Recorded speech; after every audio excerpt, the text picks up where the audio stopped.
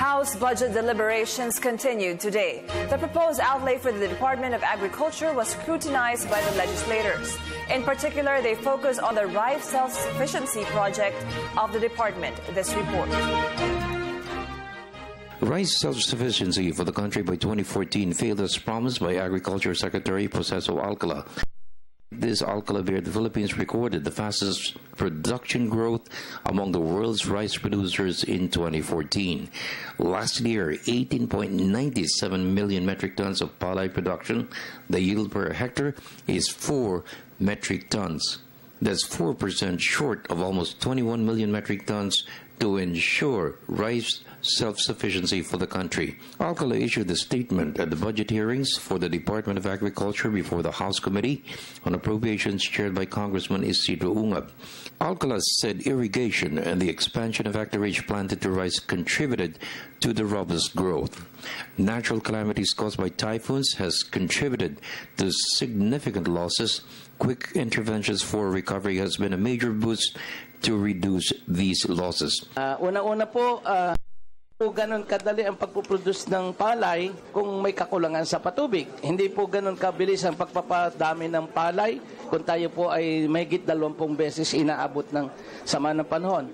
Sa katunayan nga po, Mr. Chair, pinagmamalaki po ng inyong abang lingkod ang ginagawa po na kagawaran at ating mga magsasaka na only in this administration po meron po tayong seed buffer stocking system. Na nung una po kapag dinatamaan po tayo ng bagyo, it's almost 4 to 6 months bago po nakaka-recover ang ating mga magsasaka. Ngunit ngayon po, after mahit ang isang area, because of the seed buffer stocking natin, immediately po may pamalit tanim na yung binibigay ang ating pamahalaan. Libre po yon. Quick turnaround po yung ating naisasagawa. Only in this administration po, Mr. Chair.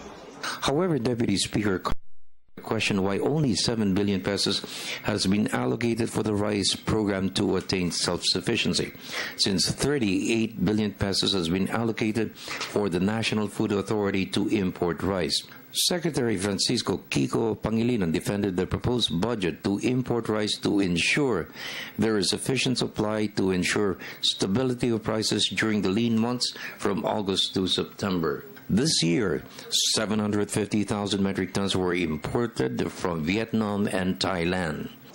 We must have the buffer stock. And the buffer stock mandated by LEDAC is 30 days during the lean months. About 1 million metric tons. 1 million metric tons of rice. We consume around 34,000 metric tons of rice daily. And therefore, for 1 month, that would be around 900 plus thousand metric tons. We have to have that. If our experience in 2008, for example, is any indication, we tried to import rice, but there were no sellers at the price that we had wanted it to be purchased. We don't want a repeat of that. We have to make sure that we have we have the standby capacity to be able to intervene and ensure that our rice supply is stable and adequate. We are trying to balance. It's a very difficult balance we are trying to create here. We are walking the tightrope. Kabataan Party List Congressman Terry Ridon questioned a 21 billion peso lump sum allocation to include 7 billion pesos for farm to Alcala explained that said fund have been itemized to ensure transparency and accountability. Baka pwede magbigay lang po ng paglilinaw kung hindi po ba ito katulad ng mekanismo sa ilalim po ng DAP. Maraming salamat po, Mr. Chairman. Actually po ito po ay pagpapakita pa nga po ng mas mahigpit na pagpapatupad ng pinopropose na farm to market roads. At ito po ay imagine po natin kung ang isang proposed farm to market roads ay napatunayan na hindi po siya kakabit sa any national, provincial, or existing municipal roads, ito po ay i-disapprove po natin. At wala naman po sigurong ganun ka-perfecto outright na mga proposal natin. So instead of doing a very lengthy process, ito po yung mas mabilis na may sasayon. In the meantime, Capiz Congressman Freddie Castro spoke in behalf of a block of Solons to express their concern for the seeming failure of officials from the National Irrigation Administration to act on their projects with dispatch. Secretary Pangilinan assured quick response to address any shortcomings of his people in responding to requests of members from the House.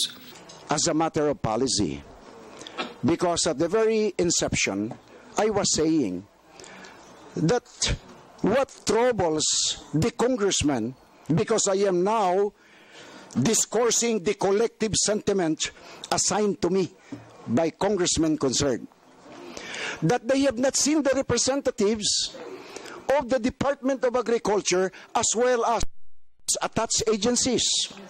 That's why we are encountering problems during the budget hearing, like myself, simply because that I have not talked to them. They have not coordinated with me and the rest of the congressmen concerned. That's the trouble. That's why, Mr. Secretary, I know that both of you, with Secretary Alcala, are trying to move heaven and earth to deliver good governance, good service, and good program to our people. In fairness to our team, we came in mid-2014. So if there are projects in 2012 and 2013 that the good congressman is raising some concerns about, we would like to know too. Because we were not there in 2012 and 2013. We'd like to look into that too. For the People's Television Network, this is Freddie Abando reporting.